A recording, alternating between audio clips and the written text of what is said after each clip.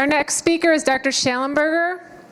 He has been practicing medicine for over 40 years. He is president of the American Academy of Ozonotherapy and vice president of the Society of Orthomolecular Medicine. Health medicine. He has revolutionized the practice of anti-aging and preventive medicine by developing a method to, I can't see very well, measure mitochondrial function and oxygen utilization. Please welcome Dr. Shallenberger to the podium. Hello, everybody. All right. Thank you, Rich Fisher, and thank you, Kim, and thank you all the people that put this fantastic meeting together. It's such a pleasure. It's a real honor that I get to talk to you guys today. And so today, it's about time we talked about marijuana, isn't it? Isn't it about time? Yeah. Peace, man. Peace. So we're going to talk a little bit about something that I think is really turn out to be one of the major breakthroughs in medicine and to a large extent in dentistry, so we're going to touch upon that. This is something that I just came upon, I want to say 2 years ago, because prior to 2 years ago, I pretty much assumed medical marijuana was just an excuse for people to go out and get high. And now I understand that there's a lot more to it. I mean, there's thousands, literally thousands of peer-reviewed medical articles on cannabis and its various constituents. So what I'm going to do today is kind of review this. This is no way an exhaustive review on it, but I'm going to kind of review some of the basic stuff so that you have a little bit of an idea about the science behind cannabis and what we call cannabinoids. Just a little raise of hands. How many people out there are ex-flower children? Okay. How many are currently flower children? Put your hand up, Gerber. No, you're not. Okay. All right. Okay. So anyhow, we're going to get a good review of this, and so let's get going. Okay. Is it for real? Now, I'm a big fan of Theodore Sturgeon. There's a picture of Theodore Sturgeon. He's a science fiction writer. He developed what's known as Sturgeon's Law. And I think most dentists and most doctors probably agree with Sturgeon's Law. 90% of everything is crap. So the point is this crap or is it for real? I don't want to blow any smoke up anybody, but that's what we're going to be talking about. This all came to me, I want to say, well, it was maybe 3 years ago. When a guy named Barry walked into my office. I'd known Barry for many, many years. And he stumbled in the office. And he was walking around kind of holding on to the walls. And it turns out that he had a glioma. And the glioma had caused all this. And he had had a surgery. It's a brain cancer. They removed the glioma in surgery. 6 months later, it came back. They radiated the heck out of him. 3 months after that, he came back, and so he stumbled into my office literally to see what I could do to help him. And what I did is I gave him a series of ozone and vitamin C IVs, mostly for the symptoms caused by the radiation. And he got a lot better. And then I said, I want you to do all these things. And Barry said, well, I'll think about it. So he off he goes, never came back again. And about 1.5 years later, I'm driving to work in my car, and I hear the phone ring, and I'm looking at the phone, and it says Barry's name on there. And I'm thinking, okay, he's probably died, and one of the kids is calling me up to let me know something. I'm using his phone or something. Well, I was pretty surprised, because next thing I know is Barry's talking to me on the phone. He sounds great. And I said, what the heck is going on? I did not expect you to be alive from that tumor. I hadn't seen you before. What did you do? You must have done something. He said, I did. I said, what? He says, I've been taking CBD oil. I said, first of all, I said, what is that? And I learned that was an extract of the hemp plant, which we're going to talk about.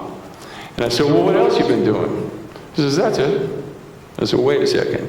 You're taking CBD oil. I says, what happened to your glioma? Well, he said, you know, it shrunk a little bit. It's definitely not grown. It's actually shrunk a little bit. And I said, how you doing? He says, I'm completely asymptomatic. Pretty darned amazing. And so that's when I started taking this stuff really seriously. You, by the way, can see Barry's story at that website there, that YouTube. I bet if you go to YouTube and just put in Barry CBD glioma, you'll probably hear the whole thing. They show the scans in there and the MRIs and the whole deal. Pretty amazing. So that's when I decided I better learn what the heck CBD is. So basically, you have two plants in this cannabis situation, and one's called hemp, one's called cannabis. Cannabis is your marijuana. These plants contain substances. We're going to talk about them. One group of the substances are cannabinols, also known as cannabinoids. So these are the names of the substances of a particular molecular configuration that you find in both plants, cannabinols and cannabinoids. Cannabis has more than 100 different cannabinols. So there's all kinds of them in there if you want to measure them. But really, 4 of them stand out. All the research is centered around 4 of these. So you might as well start remembering this stuff because you're going to be hearing more and more about it. First one is the one that probably everybody already knows about. It's called THC. That's the one that gets you high. That's the one that you take too much of it, you get psychotic, and it has some issues with it. That's called tetrahydrocannabinol. That's THC. The next one is the one I'm going to focus on probably a little bit more today, and that's called CBD. That's cannabidiol. Cannabidiol. A third one is 2-AG, and the fourth one is anandamide. Anandamide. So we'll talk a little bit about these things and what they do and what you can expect with them and how you can use them with your patients. First of all, hemp contains very little THC. Less than 0.3% is the legal limit for hemp. So you can grow hemp legally in all the states. You can harvest hemp. You can do whatever you want with hemp. It's completely legal because it has less than 0.3% of THC in it. You can't get high off hemp. Now, marijuana can contain anywhere from 5 up to 30% of THC. Other than that, there's not a lot of difference between these two plants. It's very unique. The hemp is almost identical to the marijuana or cannabis plant, except for the fact that it doesn't have the THC component. So you don't get high on it. They contain similar amounts of the other ingredients, especially the other cannabinols like CBD, 2-AG, and anandamide. Hemp and all the extracts are legal. You can buy them online. Other than the fact that hemp has almost no THC, the plants are pretty much identical.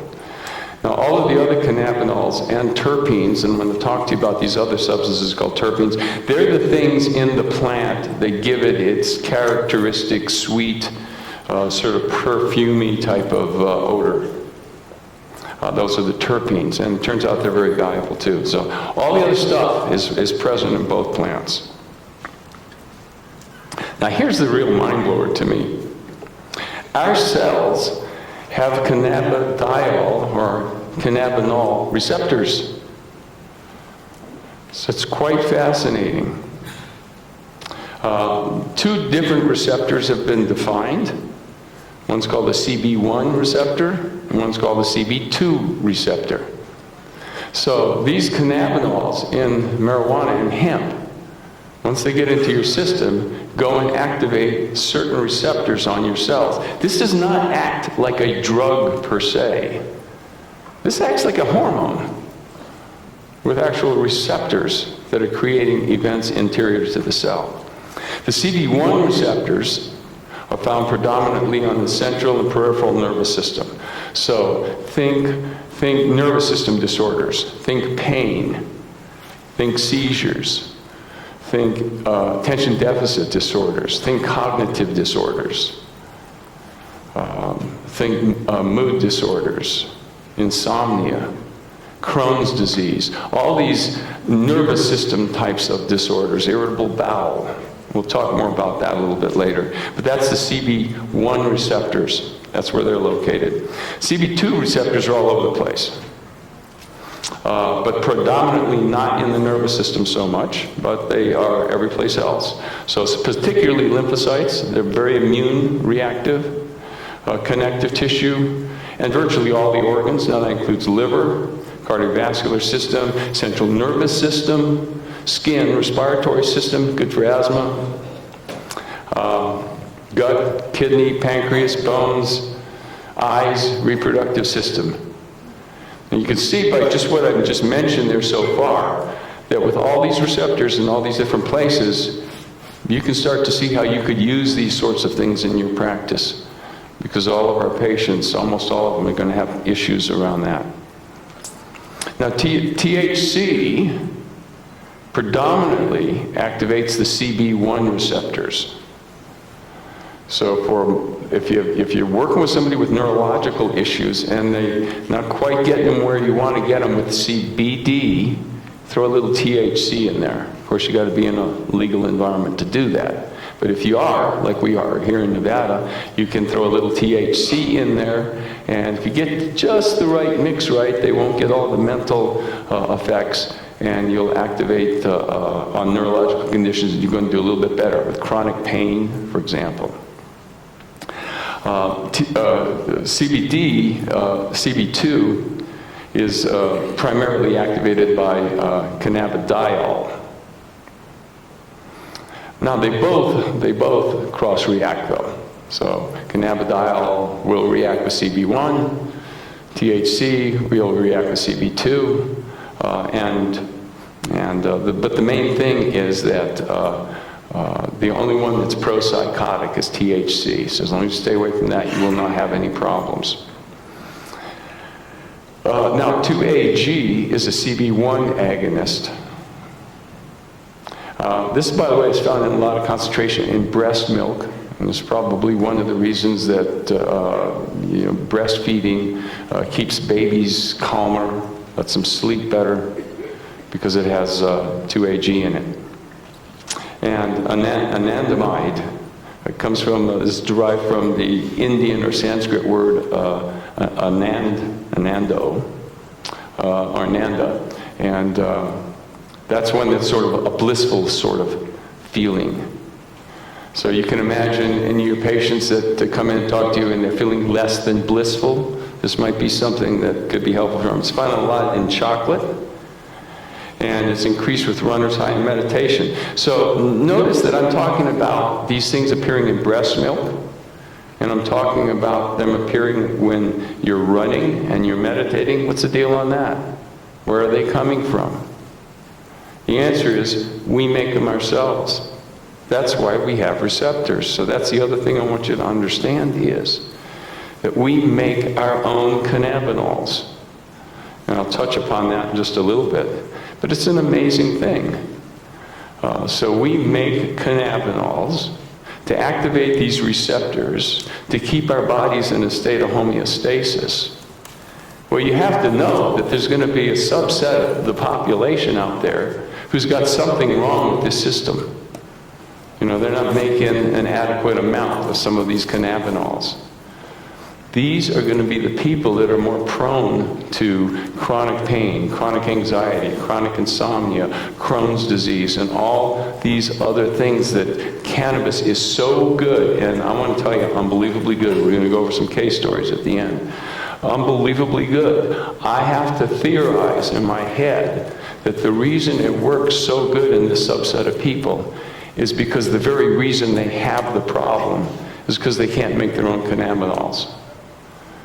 So I look at this and almost look at it as a cannabinol deficiency syndrome, different than, like an NSAID, or a drug, or a medication, or even a vitamin or a nutrient. Different than that in the sense that we have a clear deficiency syndrome in a subset of people, and we're now dealing with that in a way that works really well. Okay, so some more information on these cannabinols. CBD, which is what we're going to focus on most, CBD, cannabidiol, enhances the 2-AG synthesis, and it blocks anandamide metabolism. So if you look at that, it's going to improve 2-AG effect, and it's going to improve the anandamide effect. So CBD actually enhances those other two. So it does have its own sort of bliss calming activity to it, not directly, indirectly. And it has its own sort of peaceful activity to it, not directly, but by enhancing these other cannabinols that are present in hemp and present in you, presumably. CBD works on the CNS to increase the GABA-tone. So what we see a lot in medicine, particularly in, I see it all the time actually, but particularly in these chronic hypersensitivity states like Lyme syndrome or some of these kinds of problems where the patients have these bizarre neurological conditions. They'll describe it as, electricity running through my abdomen.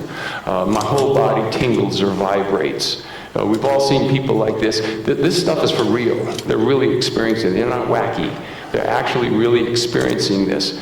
And the reason they're experiencing this to a large extent is because their brain is inflamed. The whole nervous system is inflamed. And they're suffering from central nervous system inflammation. So we need to calm that down somehow. The way you calm that down is with the neurotransmitter GABA. GABA, gamma-aminobutyric acid. That's the one that calms down. The glutamate's the excitatory one. The GABA is the one that calms them down. So it's really nice to give them GABA. However, GABA is very poorly utilized. So it's very poorly absorbed. It's hard to get it in. A lot of times you can give them all the GABA in the world. It doesn't seem to work. But CBD works in these cases, and to a large extent, it calms down this neuroinflammation. And these patients with Lyme syndrome or all these other bizarre sorts of issues that come from central nervous system inflammation, they get a lot better when you give them CBD. Almost immediately, by the way, within a matter of 7-10 days. You don't have to wait 3 months to see if it's going to work. Also, this is important to remember. CBD counteracts the psychotic effect of THC. So let's say I've got a cancer patient and they're on cannabis, so they get some THC. And I like to give it 4 times a day, spread throughout the clock. And I tell them, take as much as you can to get rid of your pain, make sure you sleep and you got a good appetite. Keep raising the dose until one of 2 things happens. Either you get relief of your symptoms, or you start to get too crazy in the head. Now, if they call me up and they tell me I'm getting crazy in the head and I still have symptoms, what I'm going to do is I'm going to tag CBD on top of that. So they're going to have 2 remedies now. They got their cannabis and they're going to get their CBD separate hemp remedy. Put them together, and the more CBD I give them, the less of the psychotic effect I'm going to get from the THC. So it antagonizes that. Another little thing that you should know is that I've learned, and that is that when you're given marijuana oil or cannabis oil to your patients, they take it orally, and they say, I'm getting way too much of a psychotic effect. If you give it to them as a suppository or rectally, that for some reason don't seem to get that. You get the same dose, get the same all the other benefits, but something happens when it gets in that way that precludes the psychosis effect of THC. NRF2. NRF2, as probably most of you know, is the master regulator of our antioxidant control systems. NRF2 is deficient in virtually every chronic disease there is. And you could almost make the case if it weren't deficient, they wouldn't have the disease.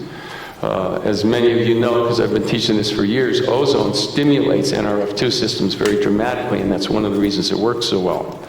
But CBD also upregulates NRF2. So it upregulates the master antioxidant control system in the body, and that's why it's valuable in virtually every chronic disease you deal with. Both of these cannabinols, THC and CBD, upregulate gene transcription, which means they make your genes work better. CBD does this a little bit more powerfully than THC, but we're upregulating gene transcription. That makes this treatment an anti-aging treatment. You can make a case for all of us popping some CBD on a regular basis. CBD stabilizes the NMDA, or the glutamate receptor. So I was just talking about glutamate. Glutamate is the neurotransmitter that upregulates inflammation in the central nervous system. So that's what you don't want. It's too much glutamate activity in there. You want more GABA to kind of calm this down. So the CBD does this very nicely by increasing the GABA tone, while at the same time downregulating or stabilizing the glutamate receptors.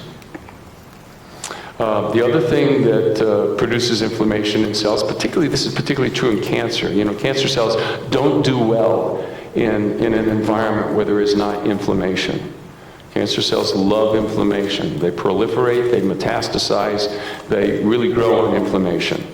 You get rid of the inflammation. There's studies out there, for example, if you give patients with metastatic disease the anti-inflammatory, the COX-2 inhibitor, celecoxib, 400 milligrams twice a day, it actually has a very noticeable, proven biopsy anti-cancer effect. So it's just a dramatic way of explaining that the inflammation is pro-cancer, take the inflammation away, and you actually have an anti-cancer remedy there. And that's what CBD does. And it does this by downregulating NF-kappa beta. Now, all this stuff I'm telling you about, by the way, it's all coming from very strong scientific literature. In a little bit, I'm going to give you all the references. So you can go look this up yourself. A lot of these papers are available in their full text to you. Overall, CBD, if you look at the whole bit about what we're talking about, acts to downregulate neuroinflammatory states, calm things down. Calm things down in people who are sick. Calm things down in people who are stressed out. People who can't sleep. People who, all those patients, I can't think straight because I got too many ideas running through my head, too many thoughts. Well, what do those thoughts talk about? They don't talk about anything. They're just all over the place. I'm not getting anywhere with this. That's a neuroinflammatory state. Okay, so, like I said, we make our own cannabinols. They're called endocannabinols. This is another interesting fact. In terms of these receptors, there are more cannabinol receptors in the human body than any other receptor system. More than thyroid, more than testosterone, more than any neurotransmitter receptors. It's astounding to me to think of that. They're found in large amounts, as I said, in the peripheral nervous system, the internal organs, the skin, the muscles, the ligaments, and in the immune system. Okay, as I mentioned, it works more like a hormone than it actually does a drug. Because that's what I thought when I think of marijuana. I'm thinking drugs. This is more like a hormone effect. Following diseases show alterations in the endocannabinol system. So there are published data on each one of these diseases I'm going to mention. And in these diseases, they are able to measure downregulated CB1 and CB2 receptors. It's amazing. The science is there. The Israelis have been doing this since the late 1960s. If you go into Israel, go in a hospital in Israel, it's a good chance they'll prescribe to you cannabis and or CBD. Israeli literature's all over this. So multiple sclerosis, this stuff is great for any neurological thing, but particularly multiple sclerosis. Any spinal cord injury, brain trauma, post-concussion syndrome, post-traumatic brain injury, PTSD. I've treated these patients. I can tell you it's a big part of why I can be successful in some of these cases. any kind of neuropathic pain. If you know anything about pain, you know the worst is neuropathic. A lot of the dentists deal with neuropathic pain. Some of these facial pain syndromes are basically neuropathic pain. Cancer, it's amazing for cancer. Atherosclerosis, strokes, I haven't dealt with much strokes. Diabetes, myocardial infarction, once again, this is stuff that's all in the literature. Hypertension, it's very good for hypertension. Glaucoma, it's amazing for glaucoma. By the way, I don't know, I want to just take a tangent and tell you guys, not too long ago, there's an article published on glaucoma being worsened by glucosamine sulfate. So if you have patients that are on glucosamine sulfate, I tell them to make sure you get your eyes checked. Of course, everybody, if you're over 60, you ought to have your eyes checked anyway. But if you see your pressure's going up or it's high, you better get off it. The good news is it's completely reversible when you get off it. But the CBD is great for glaucoma, obesity, metabolic syndrome, and osteoporosis. So THC and CBD act on these receptors to decrease inflammation, pain, tension, anxiety, and stimulate the immune system and improve energy levels. One of our attendees here the other day, I was talking to, and she has a very noticeable sensitivity syndrome. It's all due to a brain trauma that she experienced a few years ago. And ever since then, things have not been the same. I have a number of patients like this. I'm sure you guys do too. Hit in the head, not quite the same ever since then. Balance off, sensitive to things, weird things happening to you, not numbness so much, but I think more like a tingling phenomenons and such like that. I had a couple extra bottles of I gave her some CBD, I gave her some liposomal GABA.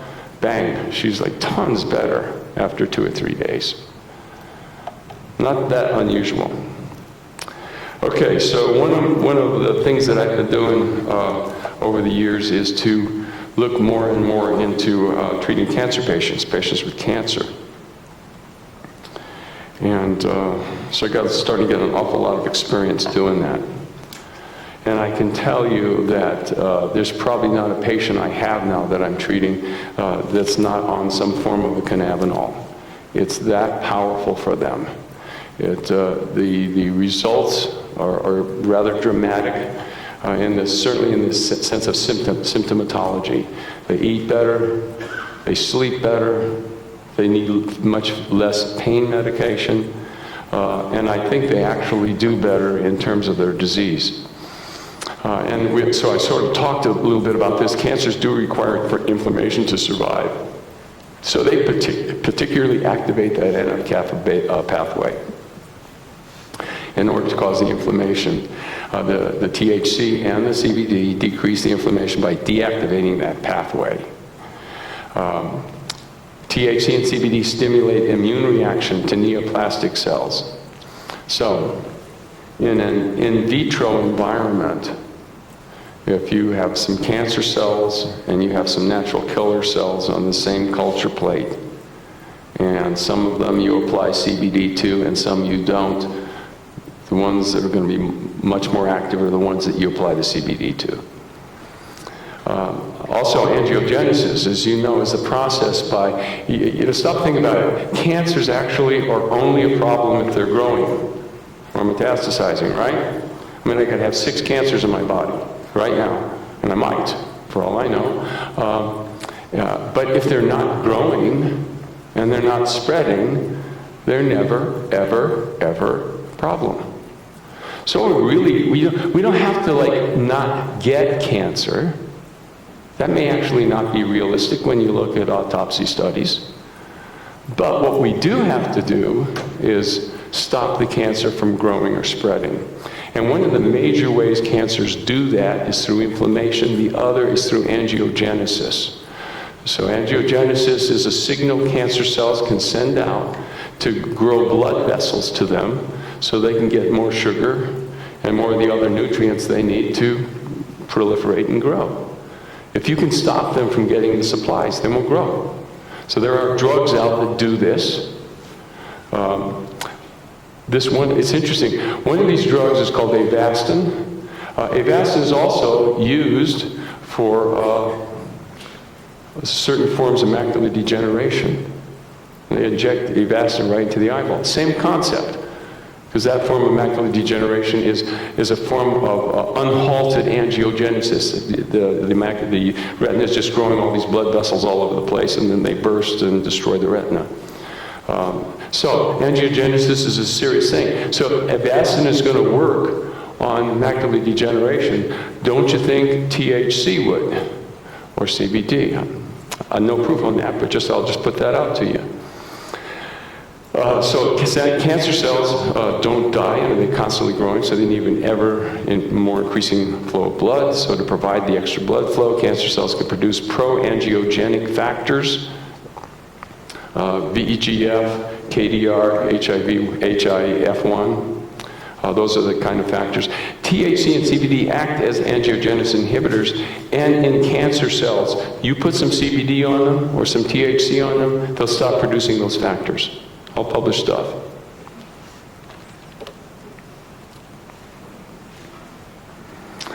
Okay, leaving aside the issue of inflammation, leaving aside the issue of angiogenesis, THC and CBD actually have direct anti-cancer effect on tumors. They do that because the tumor cells themselves have cannabidiol and cannabinol receptors. And these receptors literally inhibit growth and promote apoptosis. CBD also has a direct anti-cancer action. It has nothing to do with the receptors. So in experiments, they will deactivate the receptors on the cancer cells, expose them to CBD, and it kills them anyway. One study discovered that CBD directly impaired the migration and invasion of glioma cells in a dose-dependent way. That's Berry's cancer. Berry has a glioma. And in that case, when they blocked the CBD receptors, they saw the same effect. The authors concluded these results reinforce the evidence of anti-tumor properties of CBD, demonstrating its ability to limit tumor invasion. Other studies show that both THC and CBD have anti-cancer activity in lung cancer, hormonal cancers, melanoma, leukemia, colon cancer, thyroid cancer, prostate cancer, and both estrogen positive and estrogen negative breast cancers. In all of these cancers, CBD weakens the cancer cells, making them more susceptible to chemo and radiation, and decreases their ability to grow and metastasize. For most of my cancers, I get the worst cases, by the way. As you would expect, I get all the failures. So in most of my cases, they need some big guns, so I do give them chemotherapy. I use the low-dose insulin potentiation chemo, but still chemo. And what I find is that the side effects from the chemo are dramatically limited if I've got them on enough CBD. Also, as several studies have shown, that certain chemo drugs in the presence of CBD kill the cancer cells much more effectively at lower doses.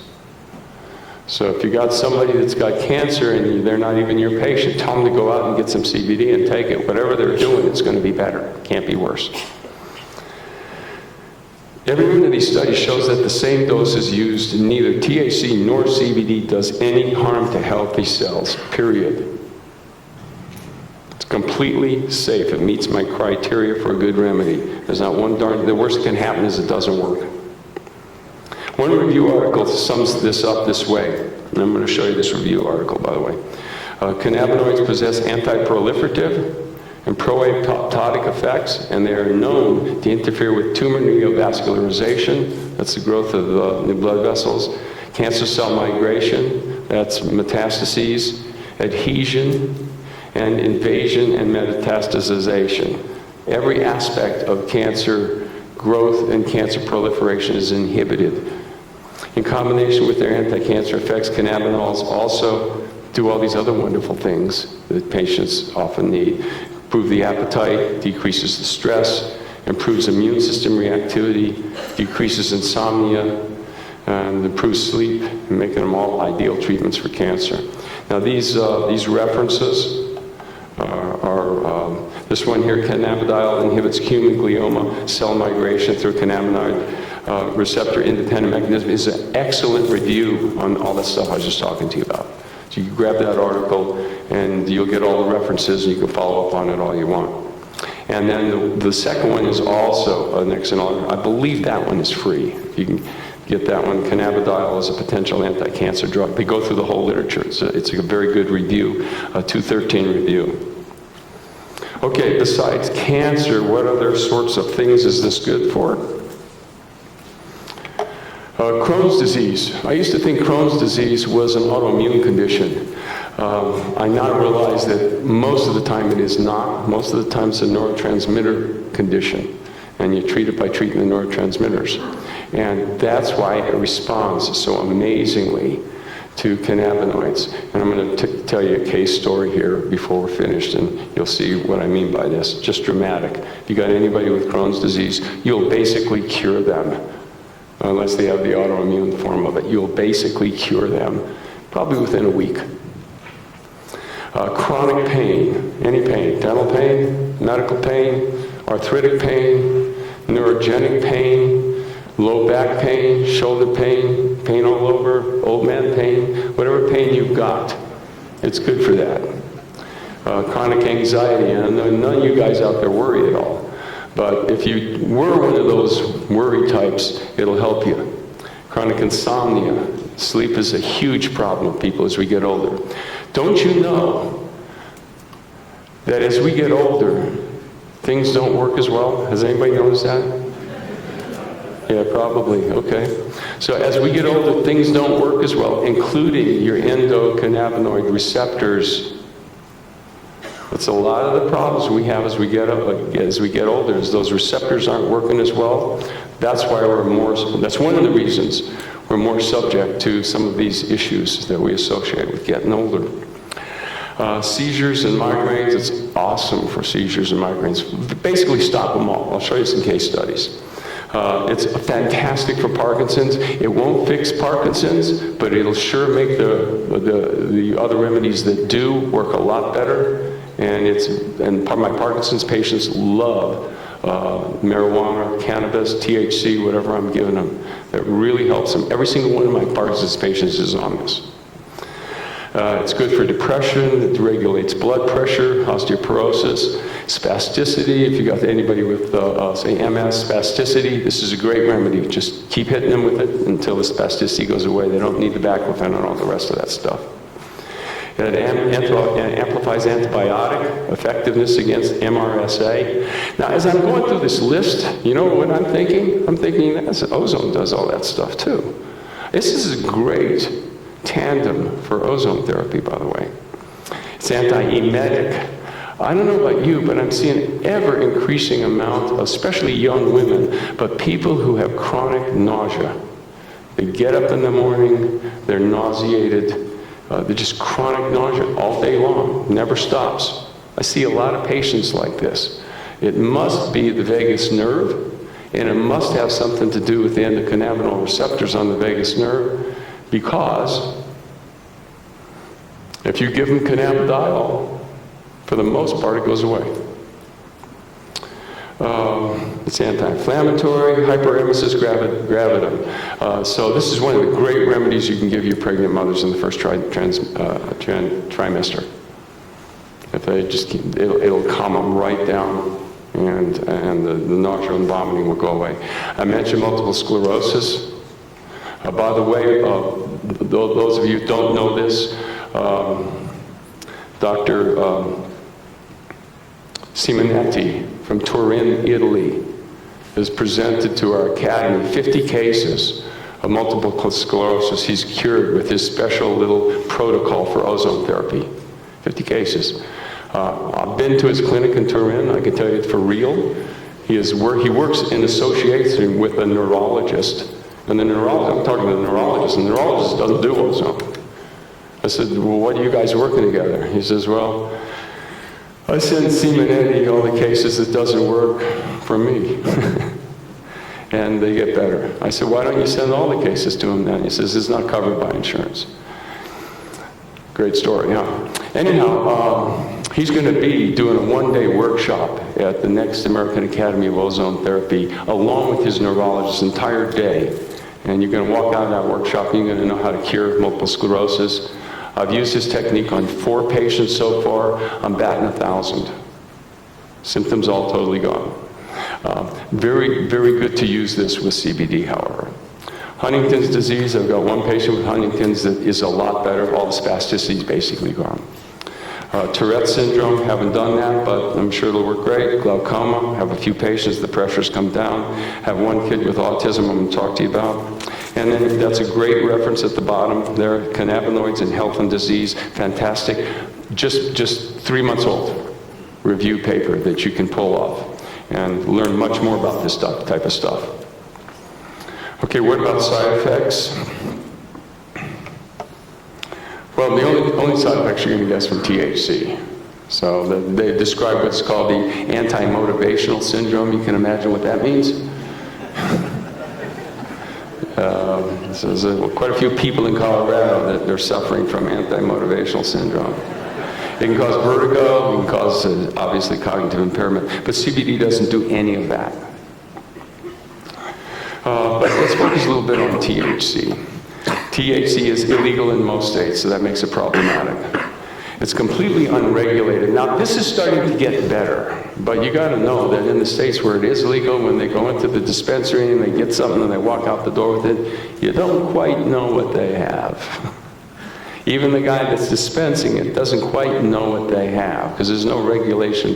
This is getting better, by the way, but there really isn't all that great a regulation on the growers. There could be chemicals in there. There could be more or less THC. They don't actually know what they've got in there, and so forth and so on. So it's problematic a little bit, in the sense of you're not quite sure when you go to the dispensary any more than you are if you get it from the guy next door. You need 3 licenses in states to deal with THC. You need a license to grow it.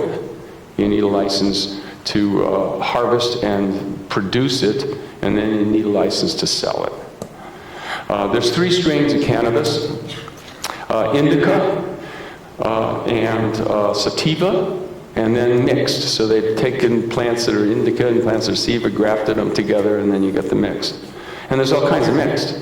So when you get these things, maybe the guy knows what he's giving you, but a lot of times they don't know what the heck they're giving you. They're sort of trusting their supplier. Indica is the sedative one. So if the patient says, I take that and I just lay on the couch in a coma, looking up at the ceiling, that's indica. Okay? Now that's really good for patients with cancer who can't sleep. So that's what you want. Anybody that needs to be calmed down, you're looking for indica. Sativa is the one that gets you sort of high and you want to play your guitar and run around and be a rock star. And so that's more energetic. It'll also give you the munchies.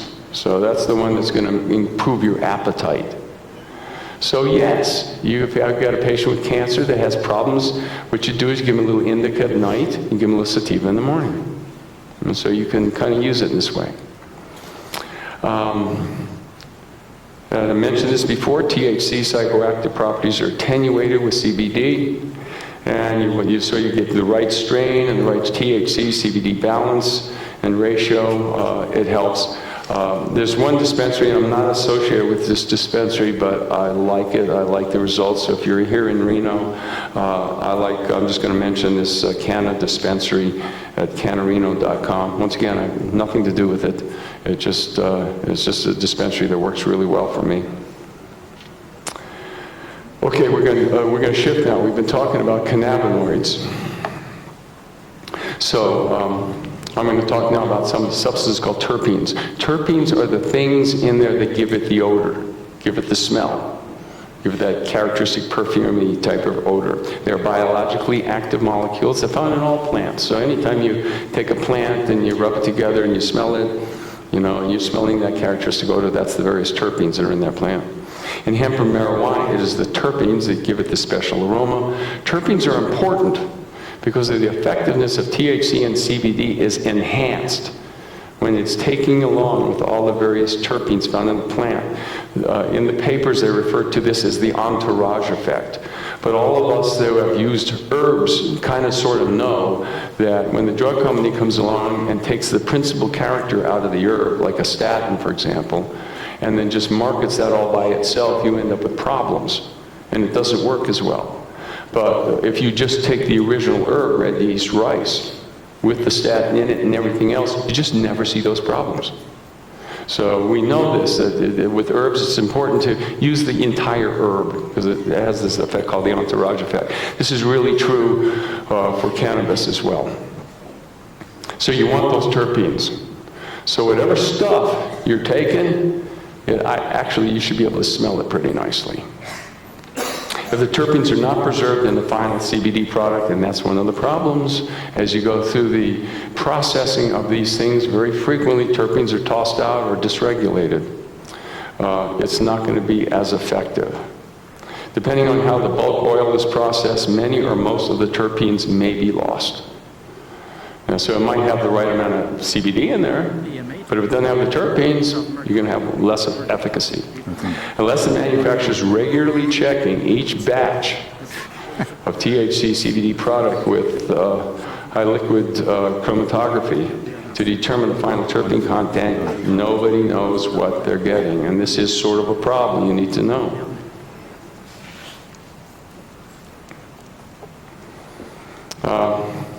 So that just, that's a good little picture, and it kind of shows you the sativa on the left side there, and the indica on the right, and then you have all the various issues right there in the middle, where they're combined strains.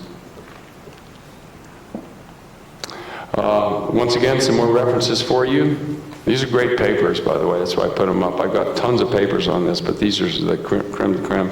Cannabinoids in Health and Disease, and once again, that's just a couple months old. Okay, let's talk a little bit about CBD then. This is the one I focus on mostly, because it's legal every place, and you're actually much more sure of what you're getting when you get a CBD product than you are with a THC product, at least today, these days. It's made from bulk hemp oil, which is gross, very bad tasting, has all kinds of junk in it that you don't want. So it's got to be processed into a final product that contains a high amount of CBD. How do you process all that junk out and still keep the CBD and the terpenes and get rid of all the tars and all the other non-essential substances? How do you do that? Not necessarily easy. Hemp oil products are utterly and completely unregulated. You can go out there and buy yourself today a bunch of hemp oil, take it home, boil it on the stove, and go on the online and sell it as THC product. Completely useless and nonsense. Complete utter waste of money. So anybody can do this, and unfortunately, that's the problem. So if you guys go out and your patient came in and say, oh yeah, I tried CBD, it doesn't work for me, you better try and find out where they got the CBD, because a lot of it's just bunk. Okay, other problems with CBD, besides just not being well processed, is contamination. The best hemp oil, for example, comes from European suppliers. That's where everybody says they get their hemp oil, because that's the best stuff, right? The European production of hemp oil is regulated, tightly regulated by the government, so it's the good stuff. But the Chinese are getting into the business, and what they do is, nobody wants to buy Chinese oil. You're not going to find anybody online saying, yeah, we have the best Chinese hemp oil. That's not happening. Okay? So what the Chinese do is they send the hemp oil over to Poland or to Czechoslovakia, and then they ship it out of there. So now it's European hemp oil. So you could easily be getting hemp oil from Europe that's masquerading as a European product. Now today, I mean, this field is changing so rapidly. Even as I made these slides, People are they're now making high-quality hemp oil in Colorado, for example. They have open fields making it there, and several other states making it. Like I say, it's completely legal. You can grow it in your backyard if you want. So while many manufacturers of CBD products in the U.S. think they're getting regulated, contaminant-free European hemp oil, they may be getting the Chinese version. Some more problems with CBD. Of course, if they had the capability of analyzing the product, and I'm talking about either the end user, us, or the producer, the manufacturer, after they bought it, they could detect the problem. So if I'm a manufacturer and I get the hemp oil in and I want to know if it's European or Chinese, I can do an HPLC on it and see what's there and then match it up and know I'm getting the good stuff.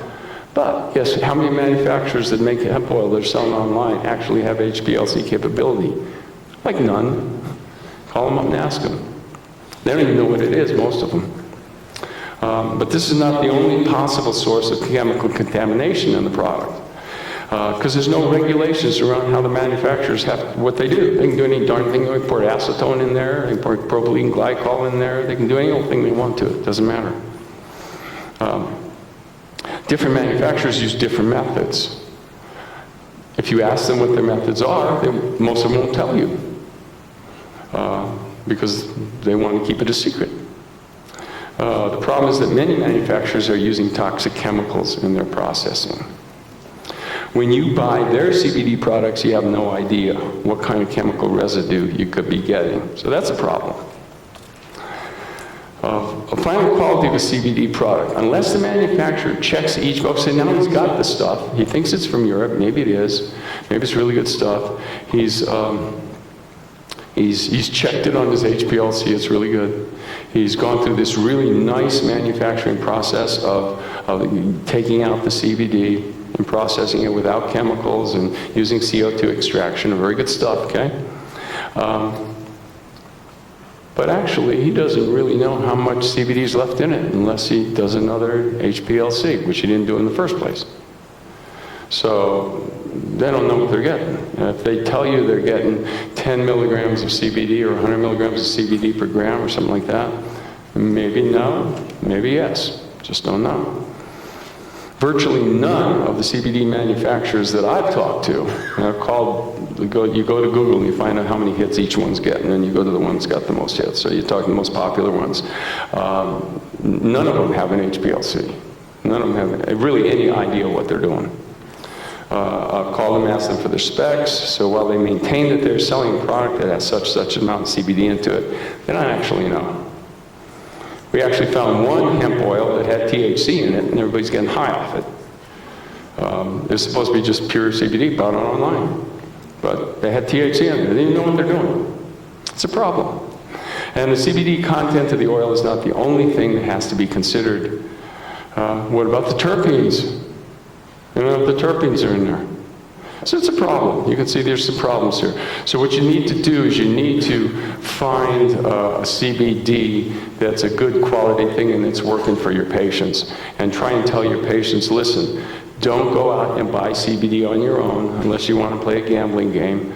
Talk to me and I'll tell you because I know what the good stuff is. That's what you tell your patients. Because you guys can find this out after a while. Okay, here's the other thing is absorption is an issue. Only about 5 to 8% of the CBD in that oil is going to get absorbed. So if you're taking 100 milligrams of CBD, you're probably getting 5 to 8 milligrams of CBD actually in your body when you take it orally. So you could buy an oil that actually really does have a lot, but if you're taking it orally, it's not going to get well absorbed. And which is why, for me, what I use and what has worked the best for me is nanotechnology. Nanotechnology is a technology where they can break the CBD down into tiny little fragments. And it gets much more absorbed that way. You can get up to 80% absorption. Which, by the way, means that I can give 80% less oil to the patient and get the same effect. Which is really good because this stuff is expensive. It means my expenses go down, the patient's expenses go down. So I definitely like the nanotechnology. And there are some companies that I saw in the exhibit room that are selling nanotechnology oil, so go talk to them. A couple other things you want to know. Shelf life is pretty good. The pharmacokinetics, you have immediate onset with vaping and smoking. It's very quick. And the effects last about 4 hours. With oral, you have about a 90-minute onset. And it lasts much longer. So typically we go with oral and we try to dose it 3 to 4 times over a 24-hour period. Slow onset with oral, effects last about 8 hours. Several patients state no mental side effects from suppository, I mentioned that. The absorption, well, we just talked about that. Dosing, typically 25 milligrams of CBD in regular hemp oil per day for most things. Now, if you're getting the nano, that could mean, 2 to 3 milligrams per day. In cancer, you're going to be given more, and obviously for other different clinical things, you have to get the dose just right. So you have to piddle around and play with it a little bit. Once again, as long as there's no THC in there, there's no downside to as much as you want to give. So here's some real-life case examples. One woman named Susan, I've never actually met her. It was a telephone consultation. She called me up. She said, I'm on Xanax. I don't want to be on Xanax. Why are you taking it? I'm taking it because I'm all nervous, and I get nervous when I go to sleep, and I can't go to sleep. I've been on it for 8 years. I just want to get off it. I said, okay. This is when I was kind of first getting into this. I said, okay, I got some of this new nano CBD stuff. I want you to go ahead and take that.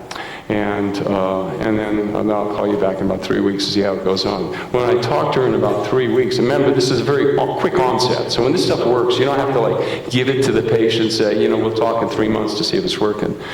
It's going to work pretty much right away. So if it don't get a good effect within a week, 10 days, you can raise the dose. Or maybe the stuff you're given isn't working. Anyhow, I was shocked. I talked to her 3 weeks later. She says, 2 weeks after starting that, I'm completely off the Xanax. Now, I find that interesting because Xanax, for a lot of people, is really hard to get off of. Very difficult. A lot of people struggle with getting off Xanax. For her, it was a piece of cake. And she'd been on it for a long time. Here's a 73-year-old guy that I saw for maxillofacial pain, trigeminal neuralgia. Very tough. These are tough cases. He was addicted to opiates for many years. After 3 weeks on a nano CBD product, he's been off all his opiates. He still takes some ibuprofen, but I mean, that's a dramatic improvement. Just dramatic. Bruxism. This is pretty much a slam dunk for teeth grinding. So you take, this woman is Lilia, and she had been having mouth guard for X number of years, and the mouth guard was aggravating her. She didn't like it. So I thought, what the heck? It's in the literature. Bruxism's in the literature, so I'm going to give her a little CBD. Bang, off it. Off the mouth guard. Happy. No grinding teeth, no TMJ, everything great. I'm convinced this would be great stuff for TMJ, by the way. You got pain there. You got inflammation there. You got tension. You got nerves. It's like the perfect remedy for that. I have a 7-year-old Vietnam vet who was exposed to Agent Orange, sicker than heck with all kinds of stuff. One of the things he has is pain all over the place, and he's addicted to opiates. Has been for 15 years. He's been on morphine. 2 shots a day, morphine, for 15 years. 30 days after starting him on the CBD. Now, all right, I'm giving him some prolozone to help him with this pain. I'll give you that. But I don't get people off opiates. They are very hard to get off opiates. They're so pain sensitive. The opiate addiction causes you to be more pain sensitive. This guy came in, big old smile on his face. For the first time in 15 years, Doc, I'm not taking any morphine. Well, how do you feel? I feel pretty good. I still have pain, but I feel pretty good. I said, did you have any withdrawals? No, I didn't have any withdrawals at all. Astounding. So addictions, think addictions, nervous system, right? Why do people take addictions? Why do people get addicted? Why do people get addicted to grass? You might ask that. I think they have deficient endocannabinol systems. They're just trying to fulfill a need that they can't get fulfilled naturally. And I think that's why why we see a lot of addictions. So you give them, it's very good for addictions. This is a seven-year-old girl, new onset grand mal seizure, convulsions. She's had about 2 of them. She goes and sees the neurologist. He says, oh, I got that figured out. Go ahead and take this medicine. Capra, or something like that. It's too bad. About 3 weeks later, she doesn't have a bone marrow. That's a problem. Anyhow, seizure stopped at least. So we obviously took her off the Keppra, much to the neurologist's disapproval, by the way, and just put her on CBD, gave her some magnesium, made sure she didn't eat any sugar, bang. This is now like 7 months later, no more seizures. We got Crohn's disease. Oh, this is one of the, this case here is one of the cases that first turned me on to this. This guy walks into my office. Now he's okay, but he tells me this. He says, you know what? I'm 72 years old. I've been suffering from Crohn's disease ever since I was 35. I have like 8 to 10 bowel movements a day. I can't go anywhere because I don't know whether it's a sudden urgency. If there's going to be an accident if I can't find a toilet, so I don't go anywhere. I have no life. I do all my work at home. I'm also in pain. None of the medicines work for me, so I just deal with it. And my grandson's been telling him, Pop, you ought to smoke some weed. And you know, I'm 72 years old. I'm like smoking weed. What's this with this kid? You know? And so finally, he says, after about 6 months, the grandson is there visiting him. He has some bad times with it. The grandson's sitting over there with the joint. He says, Pop, just take some of this. What do you got to lose? He says, okay. He says, I smoked a couple of hits off it. He says, my Crohn's was gone in 30 minutes. It's not come back yet. Gone. Cured. I said, what'd you do? He says, well, I kept on smoking it. He says, well, what do you do? He says, I just smoke a little bit. I don't smoke enough to, you know, get me high or anything like that. But I am cured, Doc. I have normal bowel movements. I have a normal life. I can go anywhere, anytime. Now, you hear that one case, that makes you want to know more. So it's just a phenomenal case. Diarrhea, so, you know, we see a lot of diarrhea with chemotherapy. We see a lot of diarrhea these days. You guys see a ton of diarrhea? You know, people just all of a sudden getting diarrhea, like 6, 7 loose stools a day, and, you know, all the cultures are negative. So I see a lot of these cases. CBD works well in it, works well for any kind of GI upset. I mentioned nausea, and certainly anorexia. CBD works great for all those things. I mentioned Parkinson's. I've got 3 patients that showed very significant improvement in their Parkinson's symptoms. Now, I give it to all my Parkinson's patients, but I've had 3 that almost don't have any symptoms anymore, and that didn't happen until I added the CBD in. I got a little 6-year-old autistic kid who we just started rubbing the CBD gel on his gums. Mom just started giving it to him that way. Because the kids don't necessarily like the taste of the stuff that I'm using. And he began speaking. Cancer, I mentioned the cancer. Anna, oh yeah, okay, so Anna is a 19-year-old girl, the daughter of a friend of mine, lives back east.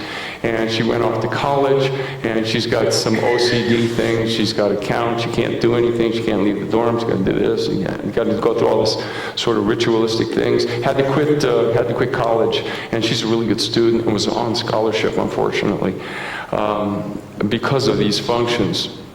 And they tried everything with her: neurofeedback, drugs, the counseling, anything you can think of, naturopathy, homeopathic, the whole deal. Get her on CBD, she's back to school within 2 weeks. Unbelievable. Migraines, there's a lot of causes for migraines, but you know, if you have a patient with migraines, start thinking this. Again, nervous system, think this. Okay, we're just about the end here. So, a couple of things. Just CBD is superior to cannabis for most things. So if you're in a state where you can't get cannabis, that's okay, because really the CBD is the one that I get the most bang for my buck out of. You can combine it with a little bit of cannabis to get the best overall effects. It's expensive, One reason that I like the nano stuff is because it's a little cheaper, because it's better absorbed. It costs a lot of money just to buy the bulk oil is the point. Buyer beware. The nanogel drops works best, or anything that's nanotechnology derived. As I say, you got at least 2 exhibitors out there that you want to talk to. Any neurological CNS inflammation, mood, cognitive disorders, think about it. Any pain. I'm still there, okay. Also, you can use this topically. So you can buy CBD oil and put it on your arthritic knees, and it helps topically. Any addiction and all your cancer patients. So that's it, folks. I hope you have a nice introduction to CBD and to marijuana. Peace. Peace. Thank you, Dr. Shallenberger.